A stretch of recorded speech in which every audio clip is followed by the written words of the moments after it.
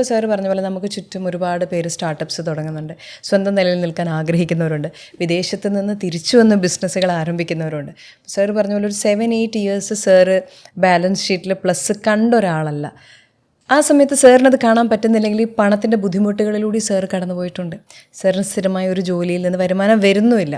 അപ്പോൾ ആ ഒരു സമയത്തും സാറിൻ്റെ ആറ്റിറ്റ്യൂഡ് ഇത് തന്നെയായിരുന്നു. അതായത് പണമില്ലാത്തതിൻ്റെ പേരിൽ വിലയില്ലാതായ സമയങ്ങളൊക്കെ പറഞ്ഞിട്ടുള്ള ഒരുപാട് ബിസിനസ്സുകാരുടെ കഥകൾ ഞാൻ കേട്ടിട്ടുണ്ട്. അവിടെ പണത്തിൻ്റെ പ്രസക്തി വരുന്നത് ഞാൻ കൊടുക്കാനുള്ള ആളുകൾ, ഞാൻ എൻ്റെ സപ്ലൈസ്, എന്നെ സഹായിക്കുന്ന ബാങ്ക്, അതിൻ്റെ ബേസിക് റെസ്പോൺസിബിലിറ്റിയാണ്. എനിക്ക് ക്രെഡിറ്റിന് പ്രൊഡക്ട്സ് തരുന്ന എൻ്റെ സപ്ലൈസ്. അവിടെ പണത്തിന് അവിടെ കൃത്യമായൊരു അർജൻസി ഉണ്ട് അല്ലേ.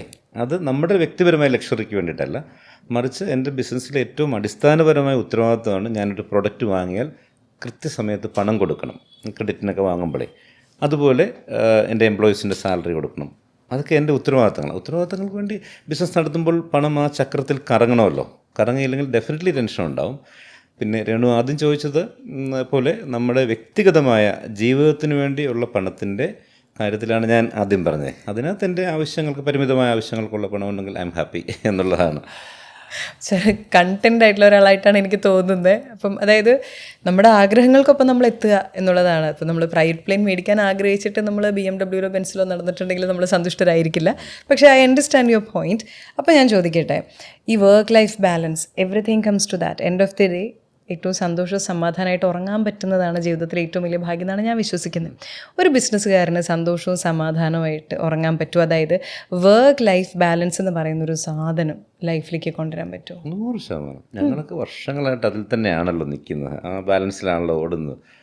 കാരണം ഇത് അതാണ് ഞാൻ നേരത്തെ ഒരു ഡിറ്റാച്ച്ഡ് അറ്റാച്ച്മെൻറ്റ് ആണ് ബിസിനസ്സിനോട് വേണ്ടതെന്നുള്ളതാണ് എൻ്റെ കോൺസെപ്റ്റ്. അതായത് നമ്മളതിലങ്ങ് വല്ലാതെ അങ്ങോട്ട് നമ്മൾ സർവ്വതും അതിലർപ്പിച്ച് നമ്മുടെ ബുദ്ധിയും ഒക്കെ നമ്മൾ അർപ്പിക്കണം. അതിനപ്പുറത്തേക്ക് നമ്മൾ ആസ് എ പേഴ്സൺ നമുക്ക് ഒരു ഡിറ്റാച്ച്മെൻ്റ് ഉണ്ടെങ്കിൽ നമുക്ക് ഉറങ്ങാൻ പറ്റും, റൈറ്റ് ഡിസിഷൻസ് എടുക്കാൻ പറ്റും റൈറ്റ് ടൈമിൽ. പലപ്പോഴും അതിൽ നമ്മൾ 100% അറ്റാച്ച്ഡ് ആയിട്ട്, അത് നിരാശകൾ ഒക്കെ അതിൽ നിന്നാണല്ലോ ഉടലെടുക്കുന്നത്. അപ്പോൾ നമുക്കൊന്നും അങ്ങനെ നിരാശകൾ പൊതുവെ അങ്ങനെ തോന്നുന്നു, അയ്യോ അത് ഫെയിലിയർ ആയിപ്പോയല്ലോ, അല്ലെങ്കിൽ ആ ബ്രാഞ്ചിൽ പ്രശ്നമുണ്ടല്ലോ.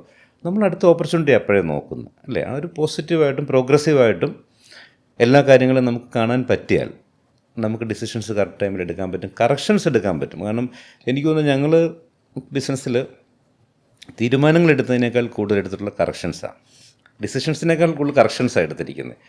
കാരണം ഡിസിഷൻസ് നമ്മളിങ്ങനെ എടുത്തുകൊണ്ടിരിക്കും, പക്ഷേ അതിനകത്ത് കുറേ കാര്യങ്ങൾ നമ്മൾ ഉദ്ദേശിക്കുന്ന രീതിയിൽ വരാതെ വരുമ്പോൾ മറ്റൊരു റൂട്ട് നമ്മൾ പിടിക്കേണ്ടി വരും അല്ലേ. അപ്പോൾ അവിടെ ഒരു കറക്ഷനാണ്, ഒരു കറക്റ്റീവ് സ്റ്റെപ്പ്. അപ്പോൾ ഈ കറക്ഷൻസ് തുടർച്ചയായിട്ട് എടുക്കുക എന്ന് പറയുന്നത് നമ്മൾ വളരെ പീസ് ഓഫ് മൈൻഡോടുകൂടി ആ പ്രശ്നത്തെ പഠിച്ചെങ്കിൽ കറക്ഷൻ എടുക്കാൻ പറ്റുള്ളൂ. ഇല്ലെങ്കിൽ നമ്മൾ പ്രശ്നത്തിൽ പെട്ടുപോയി അതിലങ്ങ് പെട്ടുഴലുകയാണ് നമ്മളല്ലേ. അപ്പോൾ ആ കറക്ഷൻ എടുക്കാൻ പറ്റുന്നതുകൊണ്ടാണ് വീണ്ടും നമുക്ക് തിരിച്ചു വരാൻ പറ്റുന്നത്. നമുക്കൊരു തിരിച്ചുവരവ് എപ്പോഴും പല ബിസിനസ്സിലും ഒരു പ്രശ്നം വന്നിട്ട് തിരിച്ചു വരാൻ പറ്റാതെ വരുന്ന ആ പ്രശ്നത്തിനകത്ത് തന്നെ നമ്മളും പോയതുകൊണ്ടാണെന്നാണ് എനിക്ക് തോന്നുന്നത്. അപ്പം അത് ഒരു പരിധിവരെ നമ്മളെ സഹായിച്ചിട്ടുണ്ട്. പിന്നെ നമുക്കൊരു ടീം നമ്മളോടൊപ്പം നമ്മളെ സഹായിക്കാനുണ്ട്. അതായത് വളരെ ഇമ്പോർട്ടൻ്റ് ആണ്. നമ്മളോടൊപ്പം ആരൊക്കെയാണ് നമ്മളോടൊപ്പം സഞ്ചരിക്കുന്ന ആളുകൾ എന്നുള്ളത് വളരെ ക്രിട്ടിക്കലാണ് ഒരു ബിസിനസ് നടത്തുമ്പോൾ. കാരണം ഇത് സ്കെയിൽ ചെയ്യും തോറും നമ്മൾക്ക് തനിയെ ചെയ്യാൻ പറ്റില്ല. അപ്പോൾ വലിയൊരു ടീമിനെ നമ്മൾ ഡിപ്പെൻഡ് ചെയ്യുന്നുണ്ട്. അപ്പോൾ അവരുടെ മനോഭാവത്തെ നമ്മളാണ് ക്രിയേറ്റ് ചെയ്യുന്നത്. അവർക്ക് തനിയെ മനോഭാവം ഉണ്ടാകണമെന്ന് ശടിച്ചിട്ട് കാര്യമില്ല. അപ്പം അവരോടൊപ്പം ചേർന്ന് നമ്മുടെ ഒരു കൾച്ചറിലേക്ക് അവരെത്തുമ്പോൾ സ്വാഭാവികമായിട്ടും നമ്മൾക്ക് ആ ബാലൻസ് കിട്ടും, അവർക്കും ആ ബാലൻസ് കിട്ടും, നമുക്കും ആ ബാലൻസ് കിട്ടും എന്നുള്ളതാണ് എനിക്ക് തോന്നുന്നത്. ബിസിനസ്സുകാരെക്കുറിച്ചുള്ളൊരു പഴയ കാഴ്ചപ്പാടാണ്, ബിസിനസ്സുകാർക്ക് 24/7 ടെൻഷനാണ്, അവർക്ക് യാതൊരു രീതിയിലും അവർക്ക് ഉറക്കമില്ല, അവർക്ക് എല്ലാവർക്കും അസുഖങ്ങൾ വരുന്നു. അത് പണ്ട് നമ്മൾ മാർക്കറ്റിലെ കച്ചവടം ചെയ്യുന്ന ആളുകളുണ്ടല്ലോ, ഒരു 1 man show ബിസിനസ്സിൻ്റെ ഒരു കാലഘട്ടത്തിൽ ഉള്ളൊരു സങ്കല്പമാണ്. വൈകുന്നേരം വളരെ കഷ്ടപ്പെട്ട് 12 മണിക്ക് വരുന്ന അച്ഛൻ അല്ലേ, ബിസിനസ്സിൻ്റെ കടയൊക്കെ സ്വന്തമായിട്ട് പൂട്ടിയിട്ട്. അപ്പോൾ അതിൽ നിന്നെല്ലാം മാറിയിട്ട് ഇന്നെല്ലാം ഒരു സിസ്റ്റം ഓറിയൻറ്റഡായി. ഓട്ടോമേഷൻ എത്രയോ സമയത്തെ നമ്മുടെ സേവ് ചെയ്യുന്നു. നമ്മുടെ ബിസിനസ് ഓട്ടോമേഷൻ, പ്രോസസ് ഓട്ടോമേഷൻ എല്ലാം നമ്മൾ ഓട്ടോമേറ്റ് ചെയ്തില്ലേ. നമ്മുടെ ഒരു സ്ഥാപനത്തെ എടുത്താൽ സ്റ്റാർട്ടിങ് ഫ്രം പർച്ചേസ് ചെയ്യുന്നു, നമ്മുടെ പ്രൊഡക്റ്റ്, ആ പർച്ചേസ് ഓർഡർ ഇപ്പം മാനുവലല്ലോ, അതൊക്കെ ഓട്ടോമേറ്റഡ് ആണല്ലോ. ഇൻവെൻട്രിയിൽ ഗോഡൗൺസ്, വെയർഹൗസുകൾ ഓട്ടോമേറ്റഡ് ആയിക്കഴിഞ്ഞു അല്ലേ, അവിടുത്തെ പ്രോസസ്സുകളെല്ലാം ഓട്ടോമേറ്റഡ് ആണ്. അപ്പോൾ സിംഗിൾ ക്ലിക്കിൽ പണ്ട് ദിവസങ്ങളെടുത്ത് നമ്മൾ കണക്ക് കൂട്ടിയിരുന്ന കാര്യങ്ങൾ ഇന്നൊരു സിംഗിൾ ക്ലിക്കിൽ നമുക്ക് ഓട്ടോമേഷൻ കൊടുക്കും. അപ്പോൾ സമയം ഒത്തിരി ഇപ്പം നമുക്ക് സേവ് ചെയ്ത് കിട്ടുന്നുണ്ടല്ലോ ഈ പ്രോസസ്സ് ഓട്ടോമേഷൻ വന്നതോടെ. അപ്പോൾ അതിൽ തന്നെ അഡ്വാൻസ് ആയിട്ട് AIയിലെ സഹായത്തോടെ ഇനി വലിയ വിപ്ലവം വരാൻ പോകുന്നു. അപ്പം അതൊക്കെ നമ്മുടെ ഇതിൻ്റെ പ്രക്രിയകളെല്ലാം ഒന്ന് ലഘൂകരിച്ചിട്ടുണ്ടെന്ന് എനിക്ക് തോന്നുന്നു. നമ്മുടെ ടോട്ടൽ ഓപ്പറേഷൻസിനെയൊക്കെ ഭയങ്കര സിമ്പിളായി, കുറച്ചുകൂടെ ഫാസ്റ്റായി. അപ്പം നമുക്കതെല്ലാം സഹായകരമായിട്ടുണ്ട്. അപ്പം അങ്ങനൊരു വർക്ക് ലൈഫ് ബാലൻസ് അതൊക്കെ ആദ്യം മുതൽ തന്നെ നമുക്കുണ്ട്.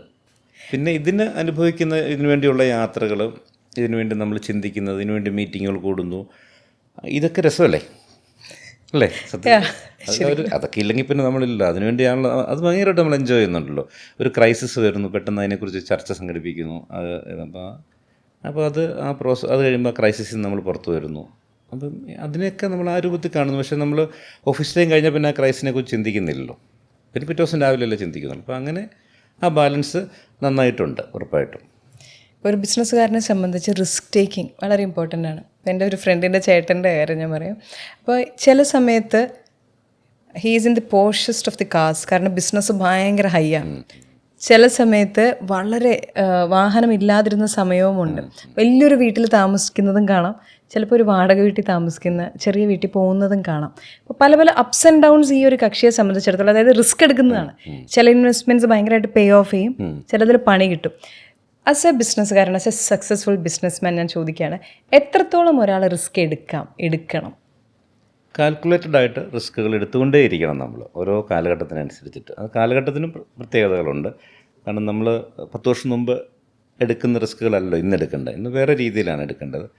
അപ്പോൾ അതിൽ കാൽക്കുലേറ്റഡ് ആയിട്ട് നമുക്കൊരു കാൽക്കുലേഷൻ അതിലുണ്ടാകണം. ആ റിസ്ക് ഇല്ലെങ്കിൽ ബിസിനസ് ഇല്ല. ബിസിനസ് എന്ന് പറയുന്നതിന് റിസ്ക് ആണല്ലോ. അപ്പം അത് 100% എടുക്കണം. പിന്നെ അപ്പ് ആൻഡ് ഡൗൺസ് പറഞ്ഞു, ഇങ്ങനെ ഒരു എക്സാമ്പിൾ പറഞ്ഞു. പലപ്പോഴും എനിക്കൊന്ന് ഡിസിഷൻ മേക്കിംഗ് വളരെ ക്രിട്ടിക്കലാണ്.